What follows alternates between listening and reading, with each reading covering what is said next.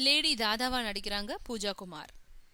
சிவாஜி பேரன் துஷ்யந்த் ஆரம்பித்திருக்கும் ஈஷான் புரொடக்ஷன் சார்பில் தயாரிக்கும் முதல் படம் மீன் குழம்போ மண்பானையும். இதுல ஜெயராம் மகன் காளிதாஸ், பிரபு, ஆஷ்னா ஜவேரி, ஊர்வசி நடிக்கிறாங்க. டிமான் இசையமைக்கிறாரு. லக்ஷ்மண் குமார் ஒளிப்பதிவு செய்யறாரு. புதுமுகம் அமுதேஸ்வர் இயக்குறாரு. இது ஒரு கலகல காமெடி படம். இதுல ஒரு டெரரான, அதாவது நவீன சொர்ணாக்கா மாதிரி ஒரு லேடி தாதா கேரக்டர் இருக்கு.